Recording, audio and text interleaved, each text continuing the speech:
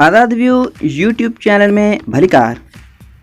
दोस्तों, छा तव्हां ज़हीन ऐं होशियार आहियो?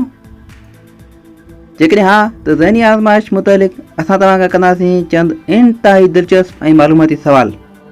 जवाब ॾियण जे लाइ तव्हां वटि चंद सेकंड जो टाइम हूंदो।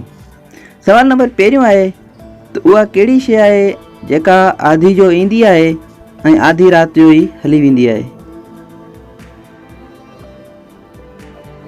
जवाब आहे तारीख़। सवाल नंबर 2 आहे त क़ुरान पाक जो दिल कहिड़ी सूरत खे चइबो आहे?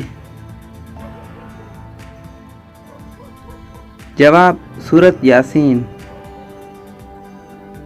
सवाल नंबर 3 आहे त क़ुरान पाक जी कहिड़ी सूरत में 2 दफ़ा बिस्मिल्लाह जो लफ़्ज़ आयल आहे? साथियो, तव्हां जवाब ॾियण जे लाइ कुझु सेकंड जो टाइम वठी सघो था। जेकॾहिं तव्हां चाहियो त वीडियो खे रोके पिणु सघो था। इन सवाल जो दुरुस्त जवाब आहे सूरत अल नमल। सवाल नंबर 4 आहे त उहा कहिड़ी 2 मेवा आहिनि जिन खे सूंघण सां वज़न घटिजी वञे थो? जी हा, उहे कहिड़ा 2 मेवा आहिनि जिन खे सूंघण सां वज़न घटिजी वञे थो? जवाब सूफ़ ऐं केला। जी हा, हिकु तहक़ीक़ मुताबिक़ इहे 2 अहिड़ा वाहिद मेवा आहिनि जिन खे सूंघण सां बि वज़न घटाए सघिजे थो। सवाल आहे त उहो कहिड़ो जानवर आहे जेको न वेज़ारे थो न वरी ॿचा? जवाब आहे हर नर जानवर। अॻियो सवाल आहे त उहा कहिड़ी शइ आहे जेका मर्दनि में वधे थी औरतुनि में नथी वधे? इंतहाई दिलचस्प ऐं कॉमन सेंस जो ही सवाल आहे। तव्हां जेकॾहिं चैनल ते नवां आहियो चैनल खे सब्सक्राइब ज़रूरु कजो जीअं ईंदड़ हर नई वीडियो तव्हां ताईं पहुची सघे। इन सवाल जो जवाब आहे त ॾाढ़ी ऐं मुछ। उहा कहिड़ी शइ आहे जेका असां ज़ायत करे सघूं था पर ख़रीद नथा करे सघूं?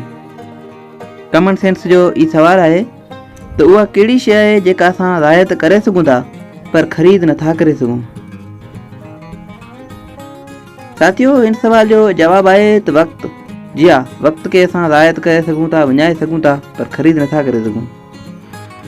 अॻियो सवाल आहे त जेकॾहिं दरिया किनारे कंहिं औरत जो लाश मिले त कीअं ख़बर पए त इहा औरत मुसलमान आहे या गैर मुस्लिम?